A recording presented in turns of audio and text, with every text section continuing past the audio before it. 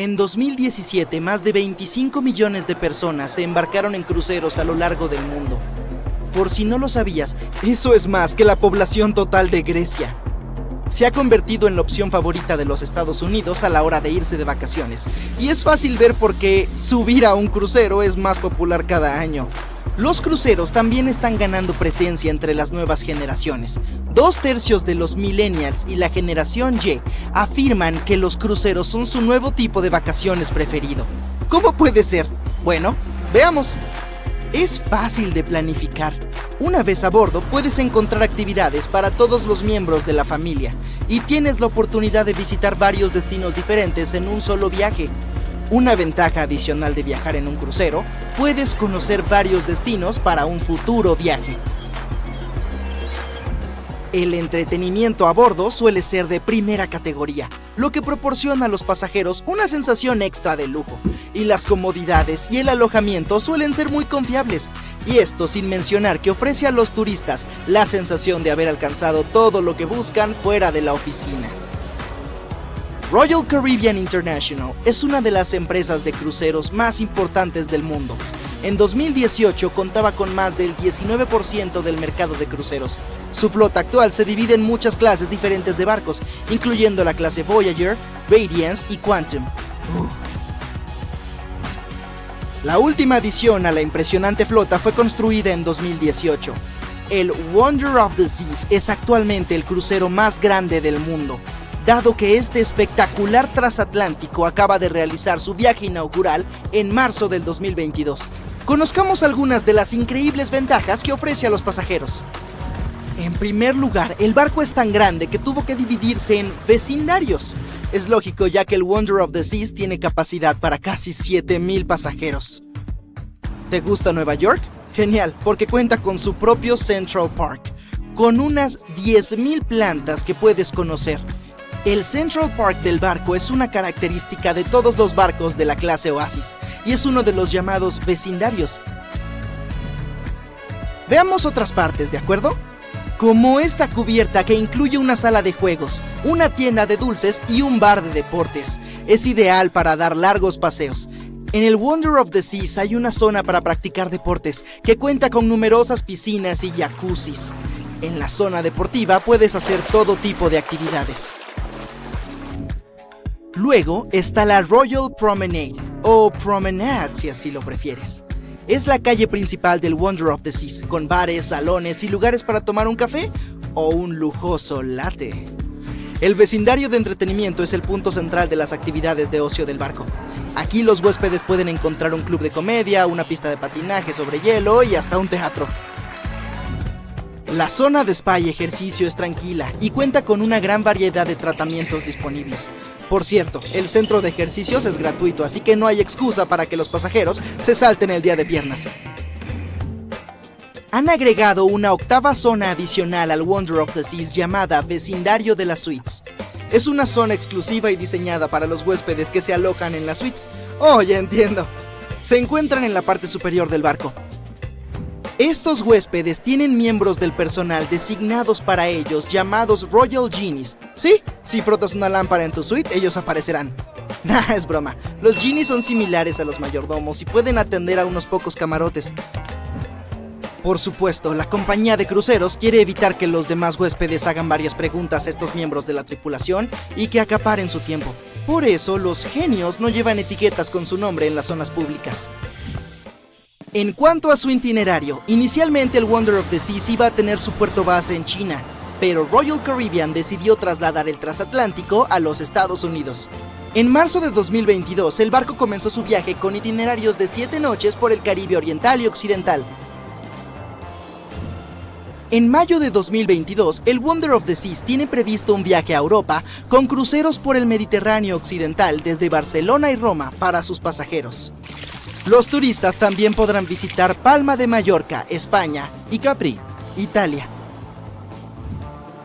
Cuando termine la temporada de verano, está previsto que el Wonder of the Seas regrese a Florida para ofrecer viajes durante todo el año a partir de noviembre de 2022.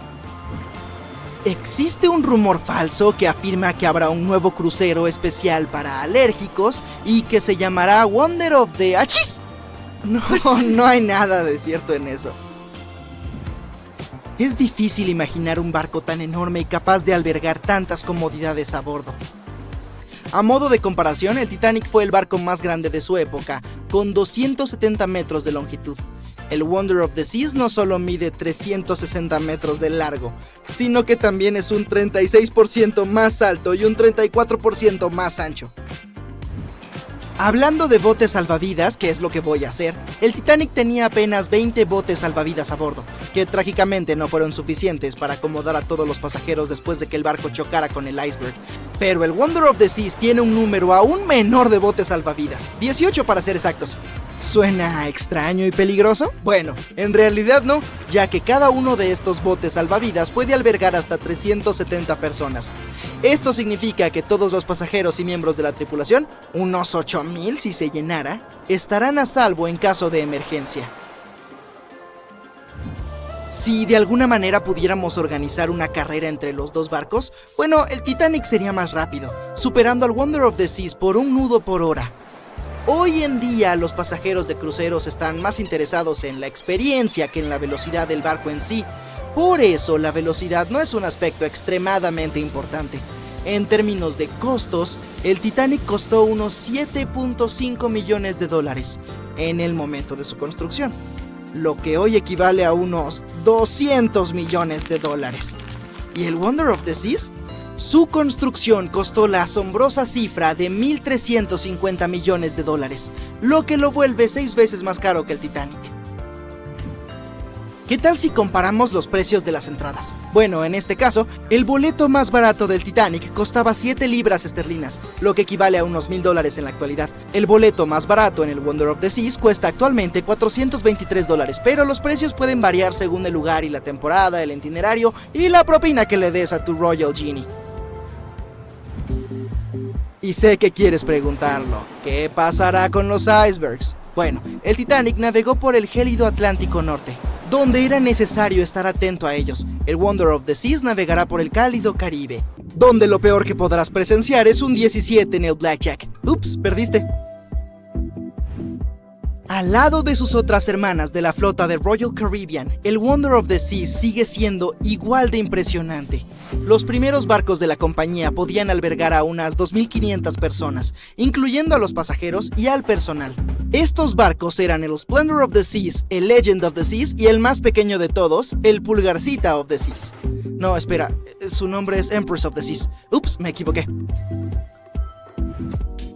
Los barcos más grandes de la flota de la compañía pueden albergar a unas 9.000 personas en total, casi 3 veces el tamaño y la capacidad de los transatlánticos anteriores. El Wonder of the Seas es uno de ellos, así como el Harmony of the Seas y el Symphony of the Seas. ¿Ves un patrón aquí? Así es, si alguna vez encuentras un barco con Of the Seas en su nombre, es seguro asumir que pertenece a Royal Caribbean. Pero si se trata de una lata de atún, podría llamarse Chicken of the Seas. ¿Qué? Me gusta el atún.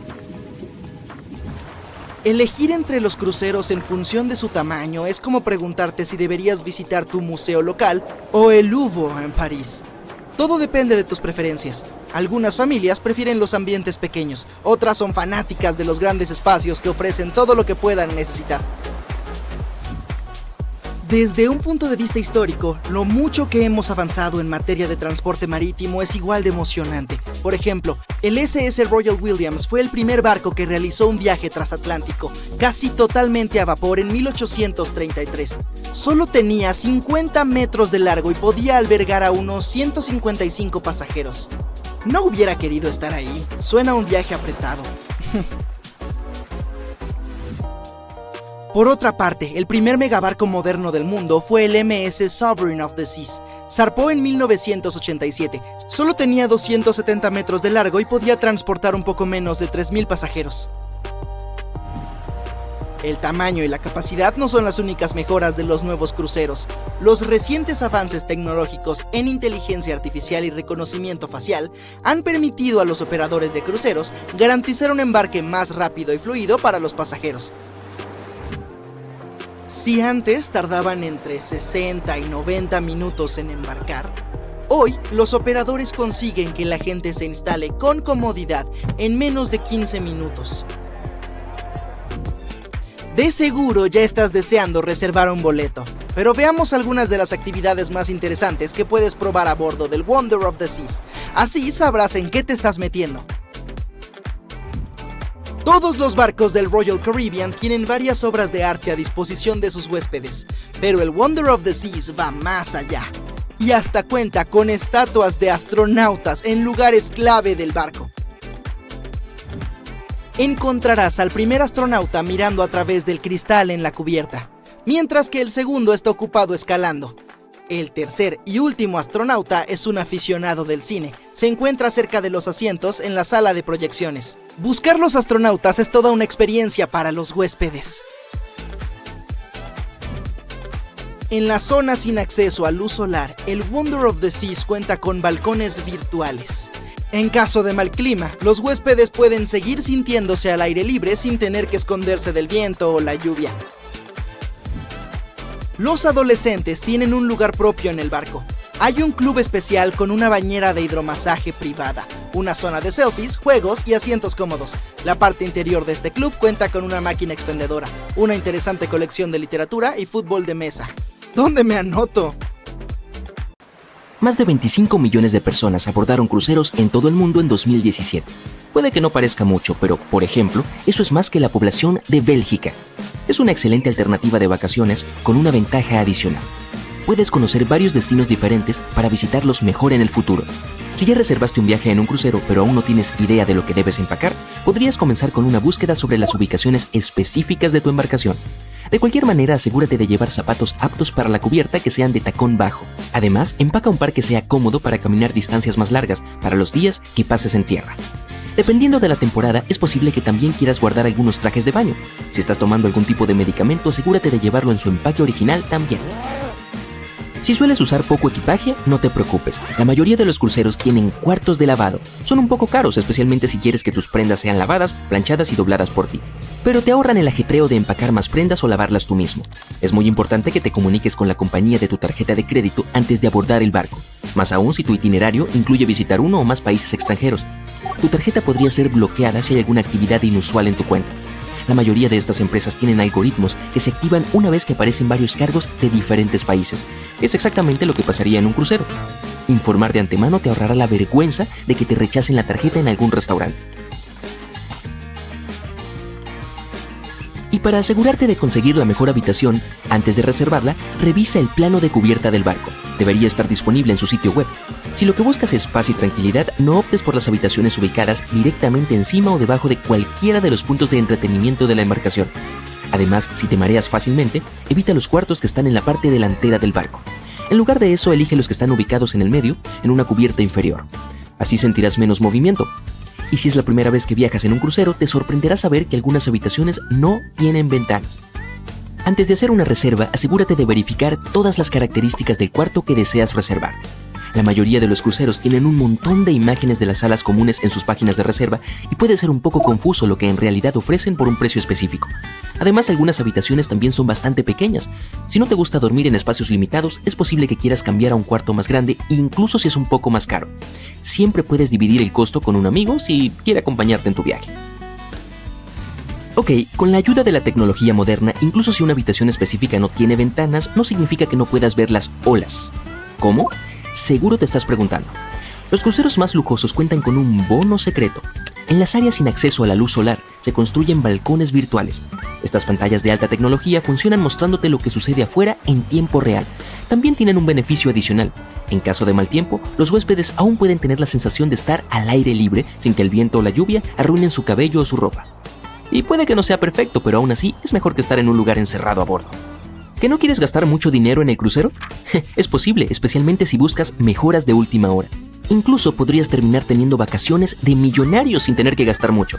Estas mejoras a veces incluyen cosas como un balcón privado en tu habitación, tal vez algunos servicios de spa o incluso mejores precios para comidas de alta gama.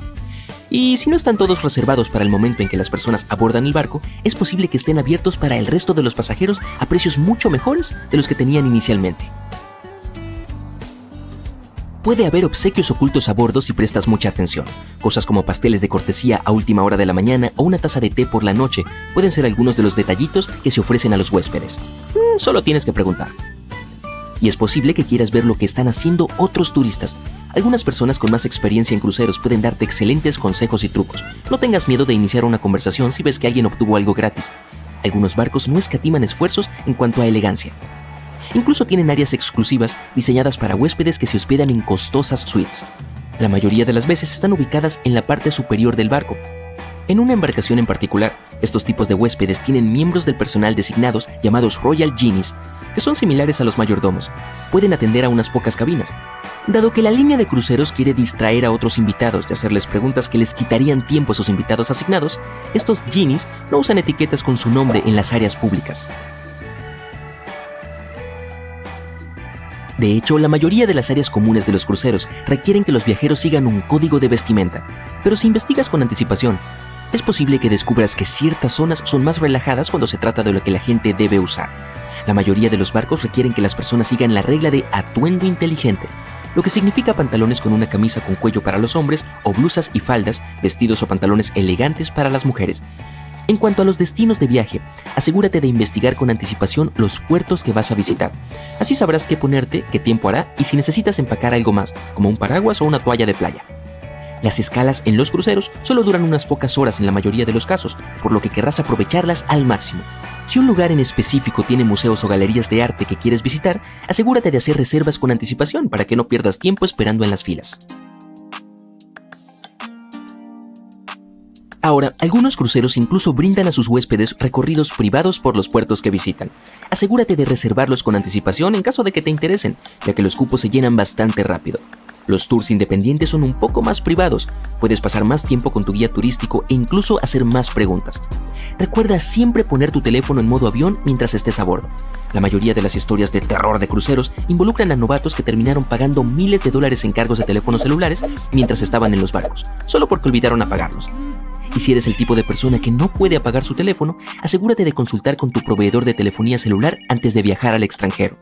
Algunos pueden ofrecer planes especiales por tiempo limitado sin cargos adicionales. Podrás chatear, llamar o buscar videos en YouTube sin preocuparte por tener que pagar una fortuna. La mayoría de los cruceros también ofrecen Wi-Fi de cortesía o paquetes de Wi-Fi que se pueden comprar por adelantado, que son mucho más asequibles. Puedes limitarte a comunicarte con tus amigos y familiares en casa a través de FaceTime o Skype. Y las personas que han oído hablar de la tragedia del Titanic siempre se preguntan qué podría pasar si algo saliera mal a bordo. Bueno, tomemos los botes salvavidas, por ejemplo. El Titanic tenía solo 20 botes salvavidas a bordo, que trágicamente no fueron suficientes para acomodar a todos los pasajeros después de que el barco chocó contra el iceberg. Algunos cruceros elegantes en estos días tienen un número aún menor de botes, entre 15 y 18. ¿Esto es extraño? Bueno, en realidad no, dado que cada bote puede acomodar hasta 370 personas. E incluso los barcos más grandes, que tienen una capacidad estimada para 8,000 personas si están completos, incluidos los turistas y el personal, son seguros en caso de emergencia. Bienvenido al crucero Spirit of Discovery, que te llevará a un inolvidable viaje por mar alrededor de las Islas Canarias. El océano azul sin fin, deliciosa comida, el más alto servicio, cabinas de lujo y una terrible pesadilla que probablemente recordarás por el resto de tu vida. Así es como terminó exactamente el viaje de lujo de la empresa Saga Cruises el año pasado. En lugar de relajarse durante el crucero, los pasajeros sintieron miedo y terror e incluso tuvieron problemas de salud. Y esta fue la razón. El 24 de octubre, el transatlántico Spirit of Discovery comenzó un viaje de 2 semanas alrededor de las Islas Canarias. Había aproximadamente 1,500 personas a bordo, alrededor de 1,000 eran pasajeros y el resto eran miembros de la tripulación. La primera semana transcurrió sin problemas, pero luego el transatlántico se enfrentó a un grave problema llamado naturaleza. Hubo un fuerte viento y grandes olas. El capitán decidió regresar al Reino Unido antes de tiempo, pero la decisión fue tomada demasiado tarde. El barco quedó atrapado en una fuerte tormenta en el Golfo de Vizcaya. Un viento poderoso con una fuerza de 11 puntos golpeó la embarcación. Para facilitar tu comprensión, un viento de 11 puntos es capaz de arrancar árboles junto con sus raíces, destruir edificios residenciales y sumir ciudades enteras en el caos. Una tormenta de tal magnitud es rara, pero el Spirit of Discovery no tuvo la suerte de evitar su epicentro. 11 puntos es el penúltimo nivel en la escala de Beaufort, que determina la clasificación del viento. La tormenta más poderosa tiene 12 puntos, y eso es un huracán. El viento alcanzó una velocidad de 100 km por hora, que es aproximadamente la velocidad promedio de un automóvil en la autopista. No solo impactó al Spirit of Discovery, sino que también levantó enormes olas de 7,5 metros de altura. Solo imagina una pared de agua del tamaño de un edificio de 3 pisos cayendo sobre un solitario transatlántico. En ese momento el capitán les envió un mensaje a todos los pasajeros a través de los altavoces de la cabina para que nadie abandonara su asiento, y su voz sonaba lo suficientemente preocupada. Todos debían recostarse y sujetarse con fuerza. Según las palabras de los testigos, el barco permaneció atrapado en la tormenta durante unas 15 horas. Se aferraron con todas sus fuerzas para no chocar contra las paredes y el piso. Todo ese tiempo, las mesas volaban por el aire, los platos se rompían, los muebles se movían por las cabinas. Las olas rompían ventanas, divisiones y puertas. Algunas personas fueron derribadas porque no pudieron resistir tanto tiempo. La tormenta lanzaba a los pasajeros del techo al piso, de pared a pared. La tripulación convirtió el comedor en un área médica para brindarles asistencia a los heridos. A pesar de las difíciles y terribles condiciones, el equipo del barco hizo un gran trabajo. Informaban regularmente a los pasajeros sobre la situación e intentaban calmar a todos. No hubo pánico ni caos a bordo. Cuando la tormenta finalmente terminó, la embarcación continuó su viaje y llegó a tierra, donde los médicos evacuaron de urgencia a 8 pasajeros al hospital. Uno de ellos no pudo sobrevivir a esta tormenta. Es bueno que el barco no se haya encontrado con una ola gigante. Este es un fenómeno natural que puede aparecer durante una tormenta e incluso en aguas tranquilas. Es una ola con una altura de 18 metros. Como una casa de 6 pisos, se abalanza sobre un barco con increíble rapidez y lo vuelca. Y luego, de repente, desaparece. Esto no es una broma. Se ha registrado una ola similar en la corriente del Golfo frente a Charleston, Carolina del Sur. Da miedo toparse con algo así. Ahora volvamos al pasado para recordar una de las tragedias marítimas más terribles. No me refiero al Titanic. Hablaremos del transatlántico griego Laconia, que zarpó del puerto inglés de Southampton el 19 de diciembre de 1963, con más de 600 personas a bordo. Sin embargo, solo 3 días después, una terrible tragedia le sucedió al barco en las vastas aguas del Atlántico. A las 11 p.m., en la sala de la barbería, se produjo un fallo eléctrico. El problema provocó un incendio que rápidamente se extendió a otras habitaciones. La tripulación no pudo controlarlo, ya que el fuego se propagaba demasiado rápido. El equipo del barco activó las alarmas de incendios, pero no hubo orden de abandonar la embarcación. Recién 2 horas después, el capitán ordenó la evacuación de los pasajeros. Todo ese tiempo, las personas estuvieron relajándose en sus camarotes o disfrutando de una fiesta en el salón de baile. El equipo probablemente estaba intentando apagar el fuego sin provocar pánico. Sin embargo, cuando la situación se volvió crítica, comenzó la evacuación. La gente entró en pánico y corrió hacia los botes salvavidas, pero muchos no lograron subirse. Uno de ellos fue John Morris. Él sobrevivió a esta catástrofe y compartió sus recuerdos de cómo puso a su familia en un bote salvavidas mientras él permanecía a bordo del barco. Ni siquiera tenía un chaleco salvavidas. Como no había a dónde ir, la tripulación abrió un bar para que la gente pudiera relajarse un poco. Sin embargo, en ese momento las calderas comenzaron a explotar dentro del barco y quedó claro que el navío no permanecería a flote por mucho tiempo. John Morris decidió lanzarse al agua con todo y su smoking. Tan pronto como estuvo por la borda, se aferró a una pieza de carga de cubierta de madera y nadó lo más lejos posible del barco. El enorme transatlántico podía hundirse en cualquier momento, y cuando un objeto tan enorme se va al fondo del mar, forma un remolino de agua que arrastra todo a su alrededor. Los rescatistas llegaron al lugar algún tiempo después. La esposa embarazada de John Morris y su pequeño hijo estaban con vida, pero lamentablemente su suegra no sobrevivió al desastre, al igual que muchas otras personas ese día. Por supuesto, después de este incidente, el Ministerio de Transporte Marítimo de Grecia inició una exhaustiva investigación. Durante 2 años recopilaron información de los pasajeros y del capitán, estudiaron las características técnicas del barco y, finalmente, llegaron a ciertas conclusiones. Según ellos, la tripulación del barco dio la orden de evacuación demasiado tarde. No todos los pasajeros pudieron subir a los botes salvavidas, pero la mitad de esos botes permanecieron a bordo debido al caos que reinó durante la evacuación. Varios oficiales del transatlántico fueron acusados de negligencia, pero el capitán y su primer oficial recibieron la mayor crítica. En cuanto a John Morris, declaró que se sintió protegido ese día. Otro caso inusual ocurrió en un crucero relativamente hace poco. Alerta de spoiler: el barco no se hundió, no hubo evacuación y el clima era favorable. Sin embargo, para muchos pasajeros este viaje se convirtió en un verdadero desafío. Imagina que has estado trabajando durante mucho tiempo y ahorrando dinero para realizar tu viaje soñado en el crucero Celebrity Mercury en el Caribe. Llegas a Carolina del Sur, desde donde la embarcación inicia su travesía. Subes a bordo ansioso por disfrutar de una semana de descanso. Al principio todo está bien. La gente se divierte, los chefs cocinan platillos deliciosos y los hermosos paisajes diurnos se transforman en fiestas nocturnas. Pero luego, de repente, muchos pasajeros comienzan a vomitar. Alguien se apresura a ir al baño y otros se quedan y vomitan directamente en los pasillos. El crucero se convierte en un caos. Cada vez más personas se sienten terriblemente mal debido a una intoxicación desconocida. Tú también has visitado el restaurante y comido mariscos, pero afortunadamente la enfermedad te ha evitado, lo cual no se puede decir de más de 400 otros pasajeros. Casi una de cada 4 personas a bordo enfrenta problemas gastrointestinales. Hay casi 2.000 personas y una cuarta parte de ellas está en mal estado.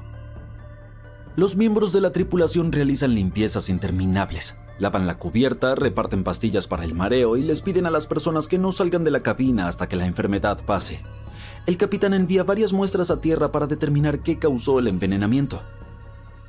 Lamentablemente el viaje ya está arruinado y todos los pasajeros tienen recuerdos desagradables. Por lo tanto, la empresa que organiza el recorrido emite certificados que se pueden usar en futuros cruceros.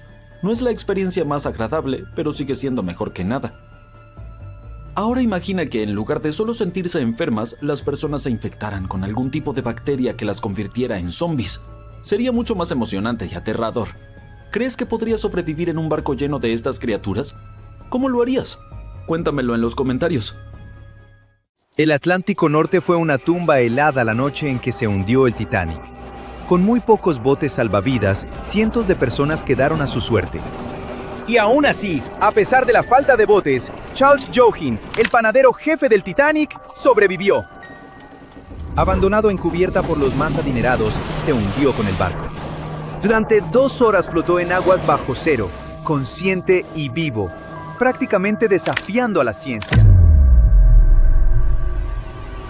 La noche del 14 de abril de 1912 fue brutalmente fría.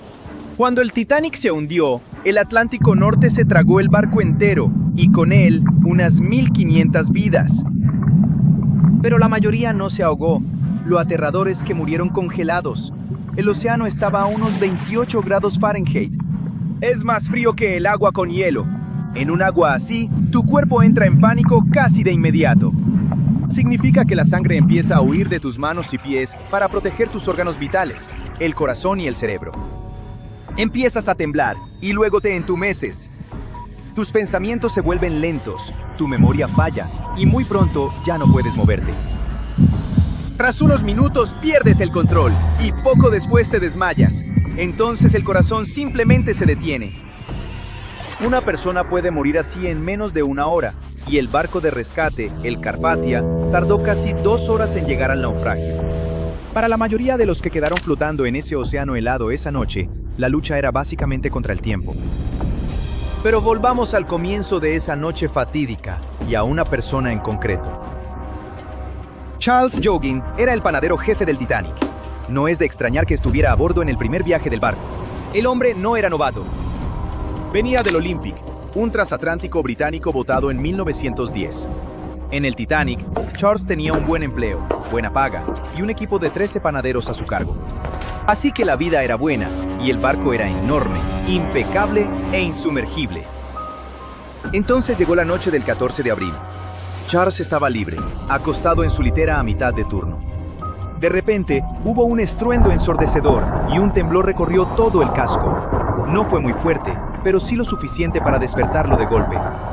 Se incorporó enseguida, escuchando, pero solo oía voces apagadas y el zumbido de los motores. No había órdenes oficiales ni pánico. Aún así sintió que algo andaba mal. Charles pensó que si pasaba algo, la gente podría necesitar comida, así que reunió a su equipo. Les dijo que tomaran panes, 4 cada uno, y los subió a los botes salvavidas. Era pasada la medianoche y los pasillos estaban en penumbra. Aquí y allá, pasajeros confundidos murmuraban entre ellos. Las familias de tercera clase ya intentaban subir, aferradas a maletas y bebés, aunque los camareros gritaban tratando de calmar a todos. Charles guardó el pan en los botes y luego pasó brevemente por su camarote de nuevo. Cuando subió otra vez, cerca de las 12:30, El aire estaba mucho más frío y ya sentía la inclinación, aún leve, pero muy real. En cubierta, el bote 10, el que le habían asignado, lo esperaba. La gente se había reunido ahí, callada pero nerviosa. El oficial jefe Wilde gritaba órdenes, diciendo a los hombres que se hicieran atrás, aunque nadie se apuraba de todos modos. Aún no había caos. La gente todavía no se había dado cuenta de la tragedia que se desarrollaba ante sus ojos. Jochen empezó a ayudar a subir a mujeres y niños. El bote se llenaba, pero despacio, demasiado despacio. Algunas mujeres se negaban a subir. Estaban convencidas de que el barco era más seguro. ¡Qué ironía! A pocas horas de desaparecer para siempre, y la gente seguía segura de que no podía hundirse. Charles y unos cuantos tripulantes bajaron a la cubierta A, buscando más mujeres y niños. Algunos no se movían, otros lloraban en silencio, otros solo miraban fijamente. El panadero tuvo que cargar él mismo a una mujer con un niño. Para cuando regresaron, el barco se inclinaba a babor y el bote 10 se alejaba del casco. Ahora tenían que lanzar a la gente adentro, literalmente arrojándolos por el hueco. Una mujer resbaló y cayó entre el bote y la pared de acero del barco. Milagrosamente, el camarero William Burke la agarró por las piernas, sosteniéndola boca abajo hasta que otros la subieron, salvándola. En todo esto, Jochen nunca recibió la orden de embarcar. Otros subieron, Burke, 2 marineros, pero él no, así que se quedó solo en cubierta. Volvió a su camarote, pero ahora el agua le llegaba a los tobillos y subía más cada segundo. Los tripulantes batallaban por cerrar a mano las puertas estancas. Charles subió de nuevo y vio que la cubierta estaba vacía. Todos los botes se habían ido. No entró en pánico. En cambio, empezó a lanzar tumbonas al mar, una tras otra, quizá unas 50, esperando que flotaran para alguien después. Y entonces, en cierto momento, llegó el sonido, un crujido profundo y estridente. Eran los huesos del barco partiéndose. Las paredes gemían, el suelo temblaba. Charles oyó cientos de pasos sobre su cabeza. La gente empezó a bajar en tropel de las cubiertas superiores. Gritaban y tropezaban, algunos intentando trepar las barandillas y otros cayendo. Todo era caos. El panadero intentó moverse con la multitud, pero el barco se ladeó a babor y la gente cayó como fichas de dominó. De algún modo logró mantenerse en pie y trepó por el lado de estribor. La cubierta estaba inclinada como un tejado, así que Charles se aferró a la barandilla, avanzando poco a poco mientras el océano subía abajo, y entonces ocurrió. El Titanic se deslizó bajo la superficie, no en picada, sino más bien planeando, y Jochen bajó con él como en un elevador. En el momento en que la popa tocó la superficie, dio un paso al Atlántico helado. Milagrosamente, no fue succionado ni arrastrado hacia abajo, apenas se mojó la cabeza. Durante horas, quizá 2, estuvo flotando, pataleando y manteniéndose a flote. El mar estaba lleno de escombros y cuerpos, pero él simplemente siguió. Su cuerpo debería haberse apagado por el frío hacía rato, pero por alguna razón misteriosa no lo hizo. En cierto momento vio algo, un bote salvavidas plegable medio hundido. Unos 20 hombres estaban de pie sobre él, empapados y temblando. Él nadó hasta acercarse e intentó subir, pero lo empujaron de vuelta. No había espacio. Así que se quedó cerca, a la deriva, solo sujetándose hasta que un hombre, Isaac Maynard, le tendió la mano y lo agarró, y se quedaron así, tomados de la mano en el agua helada. Entonces apareció otro bote salvavidas a unos 45 metros. Alguien gritó que podían llevar a 10 personas más. Sin pensarlo 2 veces, Jochen se soltó, nadó hacia él y lo subieron a bordo. Después dijo algo increíble, que sintió más frío sentado en ese bote que flotando en el Atlántico. Cuando por fin llegó el Carpathia, seguía vivo, pero apenas. Tenía los pies hinchados y las piernas entumecidas. Tuvo que subir la escalera del barco de rescate de rodillas, pero lo logró. Charles Joughin no fue un sobreviviente más. Fue, básicamente, un documento vivo de la tragedia del Titanic. Apuesto a que no escuchas su nombre tanto como los famosos, pero deberías. Cuando dio su testimonio ante la investigación británica, no se guardó nada. Su declaración fue detallada y clara. Uno de los relatos más completos jamás dados por un tripulante que trabajaba bajo cubierta. ¿Pero sabes qué es lo más asombroso? Después de todo lo que vivió, tras sobrevivir a uno de los peores desastres marítimos de la historia, volvió al mar. No huyó del océano. Durante décadas trabajó en barco tras barco. Desde los años 20 hasta principios de los 40, Jochen siguió navegando, horneando pan en alta mar y el destino no se lo puso nada fácil. En 1941, mientras trabajaba a bordo del SS Oregon, cerca de Nantucket, el desastre volvió a golpear. El barco se hundió. 17 personas no lo lograron, pero de algún modo, Jochen sobrevivió otra vez. En otras palabras, este hombre sobrevivió no a uno, sino a 2 naufragios, y siguió haciendo lo que amaba. Y cuando finalmente murió a los 78 años, no fue el mar quien se lo llevó. Llegaron nuevas fotos exclusivas del Titanic. Por mucho, las mejores hasta ahora. Durante gran parte de este siglo, esa enorme. Cuando aparecieron las primeras imágenes del naufragio del Titanic en septiembre de 1985, el mundo se detuvo. La gente se quedó pegada a la tele, viendo cómo el legendario barco reaparecía después de más de 70 años. ¿Que dónde se hundió el Titanic?, te preguntarás. Está ubicado a unos 650 kilómetros de la costa de Terranova, en Canadá. Este supuesto barco insumergible descansa en completa oscuridad a unos 3.800 metros, bajo la superficie. Sí, así de profundo está el Titanic, pero incluso después de una caída tan larga hasta el fondo del océano, la parte frontal, conocida como la proa, todavía se ve sorprendentemente intacta. O sea, los barandales seguían ahí, las cadenas del ancla también, incluso las elegantes curvas del casco que quizá reconoces de fotos antiguas. Pero en las noticias casi no se hablaba de la popa en ese entonces, y hay una razón por la que todavía casi no se menciona. Verás, estas imágenes eran algo más que solo fotos hipnotizantes y espeluznantes. Imágenes en video. Eran la prueba de lo que realmente pasó cuando se hundió el Titanic. Por fin estábamos obteniendo algunas respuestas sobre este desastre de 1912, cuando más de 1.600 personas perdieron la vida. Y antes de que lo busques en Google, ¿cuántas personas sobrevivieron al Titanic? Te lo digo yo, 706. Entre esos sobrevivientes, varios afirmaron que vieron cómo el barco se partía mientras se hundía. Otros insistieron en que se fue al fondo de una sola pieza. Y al final, los investigadores les dieron la razón. En ese momento, los informes oficiales concluyeron que el Titanic se había hundido intacto. Así que, durante 73 años, esa fue la versión oficial, hasta que por fin vimos al Titanic en el fondo del océano. Cuando se publicaron las fotos submarinas del Titanic, lo confirmaron. Sí, el transatlántico de verdad se partió mientras se hundía.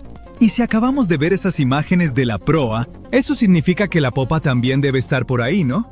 Bueno, más o menos. O sea, si la encontramos. Está a unos 600 metros de la proa, recostada en el fondo del océano. Así que, sí, existe. Pero, ¿por qué casi nadie habla de lo que le pasó a la popa del Titanic? Bueno, hay una gran razón para eso. Verás, la proa, incluso con todos los daños de golpear el fondo marino, todavía se ve reconocible. Muchos de sus interiores están sorprendentemente bien conservados. Y está recostada como si el barco siguiera su viaje. Pero la popa está destruida. Hoy es más bien un enredo retorcido de acero que casi ni parece un barco. Solo las partes más resistentes, como las hélices, los motores alternativos y el timón, han logrado mantener su forma. Pero el resto de la sección de popa se está deshaciendo en el fondo del mar. Sí, para entender por qué está en un estado tan terrible, tenemos que regresar a esa gélida noche del 15 de abril de 1912, la noche del naufragio del Titanic. Solo unas horas antes de la tragedia, el Titanic seguía navegando sin problemas por el frío Atlántico Norte. La popa estaba llena de vida, con familias platicando, música sonando, la vida siguiendo como siempre. Aquí se encontraban los camarotes de los pasajeros con los boletos más baratos. Por eso a los viajeros de tercera clase también se les conocía como pasajeros de steerage. Pero la popa no era solo para los pasajeros. También albergaba muchas de las áreas de almacenamiento del barco, incluidos los compartimentos de carga, cuartos de equipaje, cocinas, camarotes de la tripulación e incluso las zonas de ingeniería. Y quédate con ese dato, porque va a ser importante en un momento. Así que vayamos directo al momento en que el transatlántico chocó contra el iceberg. Cuando la proa empezó a hundirse, la popa se levantó poco a poco fuera del agua, poniendo una enorme tensión en la parte media del barco. Para eso de las 2 de la madrugada, las luces del Titanic parpadearon y luego se apagaron. Instantes después, el barco se partió en 2 y la proa desapareció bajo las olas. La popa se asentó brevemente de nuevo sobre el agua antes de volver a elevarse, esta vez casi en posición vertical. Se mantuvo erguida unos segundos y luego comenzó su caída final. Como a las 2:20 de la madrugada, la popa desapareció bajo el Atlántico. El Titanic se había ido. Lo que estaba pasando bajo el agua eran dos escenarios completamente diferentes. Primero, la proa se fue llenando de agua lentamente y empezó a descender, casi navegando con suavidad como un submarino. Por eso logró conservar su forma y se mantuvo en gran parte intacta. Pero el colapso de la popa del Titanic fue una historia totalmente distinta. La popa quedó completamente abierta en la zona donde el barco se había partido. El agua entró por ese extremo abierto a una velocidad increíble. Esta inundación repentina hizo que la popa se precipitara hacia abajo mucho más rápido que la proa. La fuerza del agua creó tanta turbulencia que arrancó piezas y las esparció por todo el fondo del océano. Ahora, ¿recuerdas lo que dije antes sobre los espacios dentro de la popa? Esas enormes áreas de almacenamiento estaban muy abiertas y muchas tenían bolsas de aire. Así que cuando la sección de popa se separó, todavía tenía compartimentos llenos de aire atrapado. A medida que giraba hacia las profundidades, la presión del agua, cada vez mayor, fue aplastando esas bolsas una por una. La estructura alrededor empezó a implosionar, esparciendo pedazos de metal. Muebles, estatuas y pertenencias de los pasajeros por todo el fondo del océano. Por eso muchos expertos creen que la inmensa presión del agua hizo que esa sección colapsara mientras se hundía, y por eso hoy casi no podemos verla. Y ahora ya sabes la respuesta al misterio de la parte trasera del Titanic. No hablamos mucho de ella, simplemente porque casi no queda nada que ver. Es como la parte de la historia del Titanic que está demasiado rota, o duele demasiado, como para hablar de ella abiertamente. El lado del barco que de verdad se siente perdido. Y lamento decir esto, pero ese también es el futuro de la proa. O sea, no va a estar ahí para siempre. La forma icónica del naufragio está cambiando año tras año, y no precisamente para bien. La parte frontal del Titanic se está deteriorando y un día desaparecerá por completo. Allá en el lecho marino, el Titanic soporta una presión enorme, casi 390 veces mayor que en la superficie. La buena noticia es que ya no quedan bolsas de aire dentro del barco, así que grandes implosiones no volverán a ocurrir. Pero la mala noticia es que ahora el propio peso del barco está ayudando a destrozarlo. A medida que esas 52,000 toneladas de acero se asientan lentamente en el fondo del océano, tuercen y jalan el casco. Las misiones con sumergibles ya han detectado grandes grietas que recorren las planchas de acero, e incluso las propias cubiertas están empezando a venirse abajo. Y hay algo más. El naufragio puede verse impresionante y tenebroso hoy, pero eso en realidad viene de una gruesa capa de bacterias y microbios que lo cubren. El problema es que poco a poco se están comiendo al Titanic. Sí, la mayor parte de la corrosión que ocurre allá abajo la causan las bacterias, y eso está debilitando gradualmente toda la estructura. Las planchas de acero, vigas y soportes se están adelgazando cada año. Los científicos calculan que el barco pierde entre 130 y 200 kilogramos de hierro todos los días. Aún así, incluso a ese ritmo, el naufragio no va a desaparecer de la noche a la mañana. Los expertos creen que podrían pasar hasta unos 420 años para que el transatlántico desaparezca por completo. Hasta entonces, seguiremos viendo cómo se desarrolla este proceso triste, pero natural. Partes del barco se han ido desmoronando poco a poco desde la noche en que se hundió el Titanic. Y ya ha cambiado mucho desde que empezamos a tomar fotos submarinas, como los tramos de barandales que se han caído y el techo del baño del capitán que se vino abajo. Por eso tantas expediciones ahora se enfocan en capturar imágenes y escaneos detallados del naufragio del Titanic, para preservar su memoria antes de que el océano se lo lleve todo. Es nuestra manera de mantener viva la historia, incluso mientras el tiempo y la naturaleza siguen trabajando en silencio. A lo mejor esas bacterias hambrientas pueden darse un descanso de su buffet, para que el Titanic pueda descansar en paz muchos años más. ¿Cómo pudo hundirse en solo 2 horas y 40 minutos un barco construido por las mentes más brillantes de su época y considerado insumergible? Quizás podamos resolver el misterio adentrándonos en los tornillos del Titanic. Y lo digo literalmente. Todo comenzó con una elegante cena en Londres en 1907. Lord William James Parry tenía una gran idea y necesitaba a las personas indicadas a bordo. Invitó al director de la compañía naviera británica, White Star Line, a conversar. White Star ya navegaba el éxito con los viajes transatlánticos, haciendo una fortuna transportando inmigrantes a América. Pero la competencia era feroz. Cunard, uno de sus mayores rivales, acababa de lanzar 2 elegantes y veloces barcos, el Lusitania y el Mauretania. Estos barcos eran lo último en velocidad y lujo. Parry no iba a quedarse atrás.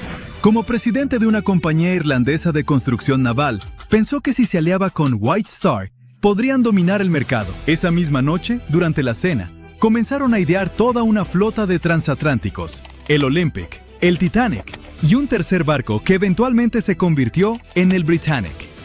Pronto, esas ideas se volvieron realidad. Comenzó la construcción del Titanic y su gemelo, el Olympic.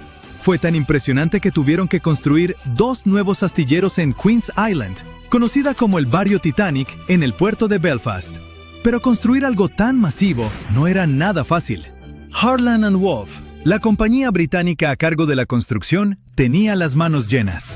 Era el barco más grande que alguien hubiera intentado construir, y se necesitaron 15,000 hombres trabajando día y noche para hacer realidad el sueño. El Titanic y su gemelo se planearon con 269 metros de largo, lo suficiente para superar por 37 metros a los nuevos transatlánticos de Cunard. Al terminarse, el Titanic medía lo mismo que 4 cuadras y era tan alto como un edificio de 9 pisos. Además de ser el barco más grande de su época, también obtuvo otro apodo. Cuando la revista Shipbuilder lo examinó, lo calificaron como insumergible. Pero algo salió muy mal en el camino. Si le hiciéramos una radiografía al Titanic, encontraríamos 2,000 placas de acero, cada una de hasta 9 metros de largo y unas 3 toneladas de peso. Para armarlo, lo construyeron como un esqueleto metálico gigante, con la quilla como columna vertebral y las placas del casco formando la cubierta exterior. Para vencer a la competencia, el Titanic tenía que ser enorme, pero también rápido. Para lograrlo, tuvieron que innovar con las hélices. Tenía 3, 2 externas de 3 aspas y una central de 4. Las externas, de 7 metros de diámetro, eran impulsadas por los motores de vapor. Estos motores eran los músculos del barco, convirtiendo el vapor en la potencia que giraba las hélices. La hélice central era más pequeña, de 5 metros, y funcionaba con una turbina de vapor de baja presión. La combinación de motores y turbina era tecnología de punta en esa época, y permitía al Titanic navegar a unos 21 nudos. Eso es, aproximadamente 39 kilómetros por hora, lo cual no suena muy rápido, pero para un barco de ese tamaño, era impresionante. Las hélices estaban hechas de bronce de manganeso, un material elegido por su resistencia a la corrosión. Créanme, esto es clave cuando atraviesas agua salada del océano. Este sistema de motores podía generar hasta 46,000 caballos de fuerza, el equivalente a 230 carros combinados. Para mover el barco, había 2 grandes hélices a los lados, conectadas a motores que funcionaban como bombas gigantes, impulsándolo hacia adelante. Luego estaba la tercera hélice en el centro, que funcionaba como turbina de vapor, un tipo especial de motor que le daba impulso extra y usaba menos combustible. Todo este sistema no era solo por potencia, también por velocidad. Otros barcos ya usaban la turbina de vapor desde años antes, pero como el Titanic era más grande y pesado, su sistema tenía que ser extra potente para mantenerlo rápido, estable y cómodo para todos a bordo. Así que, después de 2 años de arduo trabajo, el Titanic estaba listo para su primera prueba. El 31 de mayo de 1911, una multitud de 100,000 personas se detuvo a ver al Titanic deslizarse hacia el río Lagan. Lord Peary estuvo acompañado del millonario estadounidense J.P. Morgan, quien había adquirido el control financiero de la compañía White Star. El Titanic flotó por primera vez, pero tardó otro año en equiparse. ¿Qué es jerga naval para convertir ese esqueleto de acero gigante en un lujoso palacio flotante? Tenía de todo: alberca climatizada, baños turcos, palmeras en los cafés, cancha de squash, un salón comedor de primera clase para 554 personas. Según algunos reportes, la suite más lujosa del Titanic fue reservada por una estadounidense llamada Charlotte Drake Cardessa. Pagó $2,500 en 1912. Incluso hoy, eso es mucho dinero por un viaje. Pero si hacemos la conversión, serían unos $75,000 actuales. Todo por un boleto de ida a través del Atlántico. Los trabajadores se apresuraron a terminar de pintar y pulir el Titanic para el 31 de marzo de 1912. El capitán de White Star, Edward John Smith, de 62 años, abordó para supervisar las pruebas finales del transatlántico más grande del mundo. El capitán incluso dijo que este sería su último cruce del Atlántico. Al llegar a América, se retiraría. El 10 de abril, el barco estaba listo para su viaje inaugural. Zarpó hacia Southampton para cargar carbón y a sus primeros pasajeros. La pasajera Sylvia Caldwell le preguntó a un marinero si ese barco gigantesco era realmente insumergible, a lo que él respondió con la icónica frase: «Ni Dios mismo podría hundir este barco».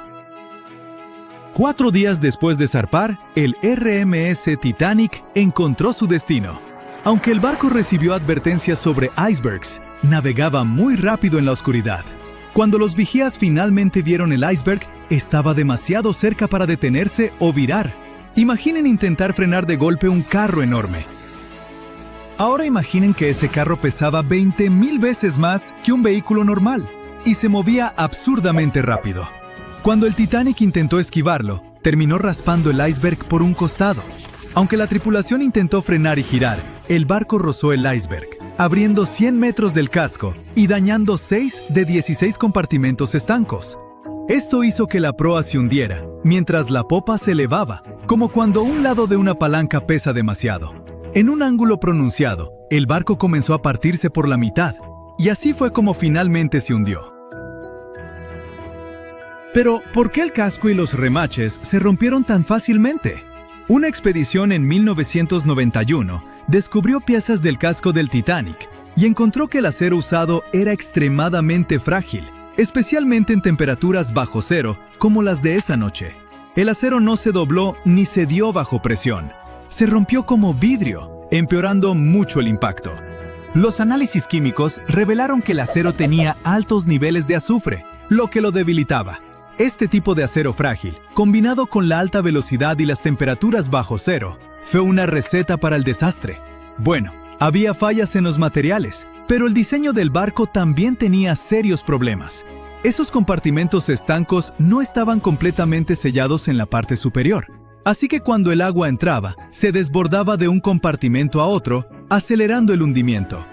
Si el barco se hubiera construido con mejor acero, un casco doble o compartimentos estancos mejorados, el desastre podría haberse evitado.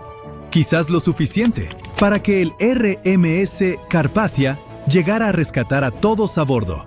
El Titanic no era insumergible, pero para su época fue un triunfo de la ingeniería y el lujo. El problema es que ni los mejores diseños pueden siempre vencer a la naturaleza. El insumergible Titanic no se hundió de forma pacífica, lo que hizo más difícil encontrar su lugar de descanso final. El mundialmente famoso RMS Titanic pereció en 1912, pero fue descubierto apenas en 1985 en una misión secreta. Aunque la gente a principios de los años 1900 tenía la ubicación aproximada de dónde estaba el Titanic, no contaban con la tecnología adecuada para encontrarlo. Al hundirse, el barco envió varias señales CQD, que significaban «vengan rápido, estamos en peligro», a un barco cercano llamado Carpathia. «Vengan de inmediato, hemos chocado contra un iceberg, es un CQD, amigo», fueron algunas de las últimas palabras transmitidas desde el telégrafo Marconi en el barco. Estos mensajes código Morse también hicieron posible las primeras misiones de investigación al naufragio. El RMS Carpathia encontró los botes salvavidas llenos de los sobrevivientes del Titanic. Pero el mundo también deseaba con desesperación descubrir qué había pasado con el famoso transatlántico. La llamada de auxilio se realizó 2 horas antes de que todo el barco se hundiera. Un poco más de media hora después de que el último bote salvavidas dejara la embarcación, la proa se sumergió por completo. La popa estaba elevada al cielo y el centro se estaba desintegrando. La proa golpeó el fondo del océano con tanta fuerza que dejó marcas que aún están allí hoy. No se hundió suavemente bajo las olas como nos hizo creer la película de James Cameron. Por eso los investigadores siguen encontrando ollas, sartenes y zapatos esparcidos por todo el fondo del océano. Las familias de las personas más ricas a bordo del barco, como los Astor y los Guggenheim, querían financiar una misión para sacar al Titanic de las profundidades. Pero se enfrentaron a la total falta de tecnología para hacer algo tan simple como localizar el barco. Avancemos hasta 1953, cuando se realizó el primer intento serio de encontrar los restos del Titanic. Un hombre llamado Risdon Beasley intentó usar un dispositivo sonoro eruptivo para localizar el barco. Suena extraño, pero hay ciencia que lo respalda. Cuando la dinamita explota, las ondas de la detonación impactan el fondo marino. Con la ayuda de sonares, los científicos podrían determinar si había algo sólido en el fondo del océano. Lamentablemente, Beasley no tuvo suerte. Pasarían otros 20 años antes de que el oceanógrafo Robert Ballard intentara localizar el Titanic. Él tuvo un poco más de suerte que Beasley. En los años anteriores, la tecnología submarina había recibido más financiación y, por lo tanto, funcionaba mucho mejor. Lo intentó por primera vez en 1977. Ballard se asoció con la institución oceanográfica Woods Hole en una misión para mapear el fondo del océano. Aunque la institución lo contrató para probar su nueva tecnología de mapeo, la intención de Ballard era ir un poco más allá y encontrar los restos del Titanic. En el centro de esta nueva nave tecnológica había un agujero que permitía que un tubo largo se extendiera hasta el agua justo por encima del lecho oceánico. En el extremo de este tubo, Ballard instaló un dispositivo con sonares y cámaras. Ellos pensaban que estaban a punto de hacer algo grande, así que llevaron el barco al mar para realizar algunas pruebas. Fue entonces cuando, en una vuelta de prueba, la adversidad los golpeó. El tubo de perforación se rompió, lo que envió todo su costoso material al fondo del océano, tal como el Titanic. Cuando Ballard falló, otro personaje importante entró en esta historia. Un hombre llamado Jack Grimm, un excéntrico magnate del petróleo. Grimm se había hecho famoso por intentar encontrar cosas como el Arca de Noé, el monstruo del lago Ness y Pie Grande. También intentó demostrar la teoría de la Tierra hueca, que sostiene que el interior de nuestro planeta es completamente hueco y alberga ciudades y naciones subterráneas. Su búsqueda consistía en intentar encontrar un gran agujero en el Polo Norte y así aventurarse dentro de la Tierra hueca. Después de que sus intentos fracasaran, fijó su atención en el transatlántico de lujo que se había hundido, el RMS Titanic. Grimm tenía el dinero, pero no el conocimiento. Así que, como multimillonario, hizo una gran donación a la Universidad de Columbia y pidió a cambio poder utilizar algunos de sus equipos. Contrató a un grupo de científicos altamente calificados para que lo ayudaran a operar la máquina. Aquí es donde todo se pone un poco extraño. Jack Grimm creía en el folclore y en formas no convencionales de hacer las cosas. Así que llevó a un mono a bordo y sorprendió al equipo de investigación. Este mono, llamado Titán, supuestamente señalaba un mapa y localizaba cosas perdidas. En este caso, el Titanic. Los científicos se volvieron locos cuando el espécimen apareció y le dijeron a Grimm que debía elegir entre ellos o el mono. Esta expedición partió de Florida, sin el Titán. No habría travesuras. Establecieron el rumbo hacia la ubicación exacta de la última señal de socorro del Titanic. Llegaron y examinaron cada centímetro del lecho marino, pero aún así no encontraron nada. Esto los llevó a desarrollar una nueva teoría importante. Podría ser que el capitán del Titanic hubiera proporcionado coordenadas incorrectas sobre la ubicación del barco. No es difícil de creer, ya que los botes salvavidas fueron encontrados lejos de las coordenadas de la señal de socorro del Titanic. Lo que pudo haber sucedido es que el capitán del barco olvidó tener en cuenta el cambio de zona horaria durante su viaje. Es comprensible para alguien bajo tanto estrés, ¿verdad? La primera expedición de Grimm duró 3 semanas, pero, desafortunadamente, no encontraron nada. Intentaron un método de búsqueda particularmente bueno conocido como cortando el césped, donde imitaron tales movimientos para mapear cada centímetro de un área más grande alrededor de las coordenadas de emergencia del Titanic. Las razones del fracaso fueron defectos importantes en el equipo y un clima terrible. Fue entonces cuando ese buscador previo del Titanic perdido regresó a la escena, Robert Ballard. No tenía los millones que tenía Jack Grimm, pero sí contaba con algo a su favor. El geólogo marino estaba trabajando estrechamente con la Marina de los Estados Unidos para localizar 2 submarinos nucleares que se habían hundido en la década de los 60. El mismo Ballard dijo que había estado viviendo 2 vidas, una como investigador y otra como oficial de inteligencia naval. El acuerdo era sencillo. Tendría luz verde para buscar el Titanic después de haber encontrado los 2 submarinos desaparecidos. Para hallar el Treasure y el Scorpion, había utilizado un vehículo submarino no tripulado llamado Argo.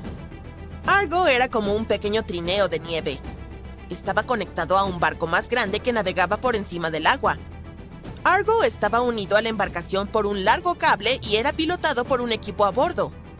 El trineo tenía sonares y cámaras que proporcionaban imágenes. En la película Titanic, no verás ningún humo sobre el cuarto embudo del legendario transatlántico, y eso no es un error. En 1911, el año antes de la partida del barco de ensueño, los grandes barcos navegaban principalmente con 4 chimeneas. Las necesitaban para extraer el calor y los vapores de sus enormes calderas.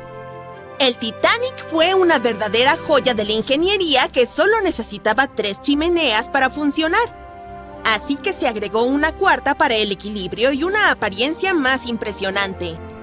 La White Star Line creyó que el público se decepcionaría al ver solo 3 chimeneas en el mayor barco de todos los tiempos. Los barcos gemelos del Titanic, el Olympic y el Britannic, también tenían una chimenea falsa cada uno por la misma razón. Pero esta no era completamente inútil, ya que servía para la ventilación. Extraía los humos de los espacios de máquinas en las cubiertas inferiores y de una de las salas generales de primera clase. Un gran embudo de ventilación, en lugar de varios más pequeños, ayudaba a despejar las cubiertas superiores y dejaba más espacio abierto para que los pasajeros disfrutaran de sus paseos. Cuando el Titanic se hundió, las chimeneas, cada una con un peso de 60 toneladas, se fueron al fondo junto con el resto del barco. Fueron hechas extra altas para asegurarse de que los pasajeros no quedaran cubiertos del hollín expulsado. Su altura y peso les permitieron permanecer en posición vertical. La chimenea delantera, seguida por las demás, cayó solo cuando el barco realizó la inmersión final. Esas chimeneas eran mucho más ligeras que la proa, por lo que se desperdigaron entre otros escombros. El material ligero del que estaban hechas se aplanó una vez que tocó el fondo, y las bacterias que viven en el fondo se encargaron de ello más tarde. La proa del Titanic permaneció intacta al impactar con el lecho marino, pero la popa quedó completamente destrozada. Cuando el famoso transatlántico chocó con ese iceberg, las cosas se pusieron realmente complicadas. Le tomó a la futura estrella de cine 2 horas y 40 minutos sumergirse por completo. La colisión permitió que el agua inundara 6 de los 16 compartimentos estancos. Mientras ésta se precipitaba por el costado de estribor, el barco comenzó a inclinarse hacia adelante y un poco hacia la derecha. Para la medianoche, los compartimentos dañados estaban derramando agua en otros, y todo era un caos porque los compartimentos solo eran estancos horizontalmente. Pronto, el agua comenzó a inundar la embarcación a través de los agujeros de la cadena del ancla, y para las 2 de la mañana, la proa se estaba hundiendo, mientras que las hélices de la popa quedaron fuera del agua. El barco siguió inundándose hasta el momento en que la proa se sumergió y la popa se elevó a casi 45 grados. El peso de esas enormes hélices tensionó la sección media del barco. El acero simplemente no pudo soportarlo y falló. Los sobrevivientes describieron ese momento como un fuerte ruido, como el de la porcelana cuando se rompe o los engranajes cuando se caen. Esa fue la estructura superior del Titanic cediendo. Para las 12:10 de la mañana, la proa y la popa solo estaban conectadas por la estructura del fondo interno. Minutos más tarde, la proa, que pesaba alrededor de 16,000 toneladas, se desprendió de la popa. La popa se elevó bruscamente a una posición casi vertical y comenzó a hundirse con lentitud. Para las 2:20, desapareció bajo el agua. La proa descendió a unos 20 kilómetros por hora y golpeó el fondo del océano casi media hora antes que la popa. Las dos partes del Titanic ahora yacen a 610 metros de distancia entre sí, apuntando en direcciones diferentes. La proa permaneció mayormente intacta, solo cubierta de barro. Pero la popa se convirtió en un desastre enredado debido a las implosiones que sufrió durante el descenso. El aire atrapado dentro de la estructura simplemente no pudo soportar la creciente presión del agua en las profundidades. Los cohetes de señales jugaron un papel importante en la tragedia del Titanic. Cuando un barco se hunde, se supone que debes lanzar bengalas rojas para señalizar problemas. Pero alguien decidió abastecer al Titanic con bengalas blancas en lugar de las habituales, así que, cuando el barco chocó contra el iceberg, la tripulación disparó las bengalas blancas. El SS Californian pasaba cerca y su capitán sabía que el Titanic estaba en una zona peligrosa de icebergs. La tripulación no vio el Titanic hundiéndose, pero ciertamente vieron esos cohetes blancos. La radio entre los barcos era inútil porque el operador del Californian la había apagado. El capitán tuvo la corazonada de que algo andaba mal, así que envió una señal luminosa en código Morse al Titanic, pero no recibió respuesta porque este ya se había hundido. Había otro barco, el Samson, navegando junto al Titanic. A bordo llevaban mucha carne de foca congelada y cazada ilegalmente en aguas canadienses. Por ello, navegaba con las luces apagadas para no ser detectado. Cuando vieron los cohetes blancos del Titanic, pensaron que era la guardia costera y se alejaron rápidamente. El Samson no tenía radio, así que no pudieron enterarse del desastre en curso. La tripulación recibió la noticia sobre el Titanic solo cuando llegaron a la costa de Islandia el mes siguiente. Ha habido muchas teorías para explicar la tragedia del Titanic, y una de las más recientes dice que hubo un incendio involucrado. Un periodista irlandés, Sinan Moloney, se puso en plan detective. Durante décadas investigó el misterio y dio con un descubrimiento revolucionario. Encontró un álbum de fotos que había estado oculto al público durante un siglo tras la tragedia. En las imágenes tomadas en el astillero Harland & Wolff en Belfast, Irlanda del Norte, apenas una semana antes de que el transatlántico zarpara, se puede ver claramente una enorme mancha negra de 9 metros en el casco del barco. Moloney investigó las fotos y los testimonios de testigos presenciales de la época y afirmó que un incendio se desató espontáneamente dentro de uno de los enormes depósitos de carbón del Titanic. Ardió durante 3 semanas enteras y afectó al metal, debilitando críticamente un segmento crucial del casco del barco. En ese entonces, la mayoría de los barcos tenían solo un casco, por lo que era la única protección del Titanic. Por eso, el iceberg logró hacer un agujero en la embarcación con tanta facilidad. Si no hubiera sido por el incendio, puede que el Titanic hubiera resistido el impacto del iceberg. La empresa que operaba el transatlántico sabía sobre la situación, pero decidió ocultar ese hecho. No querían ninguna historia negativa en la prensa, ya que enfrentaban una competencia seria en los viajes transatlánticos. Los boletos del Titanic se habían agotado, así que se abastecieron de carbón y lo hicieron zarpar. La Luna también podría haber jugado un papel en el hundimiento. Nuestro satélite afecta en gran medida las mareas en la Tierra. Cuanto más cerca está de nuestro planeta, más fuertes son las mareas debido al aumento de la gravedad de la Luna. En 1912, la Luna estaba tan cerca que hizo que varios glaciares en Groenlandia se separaran.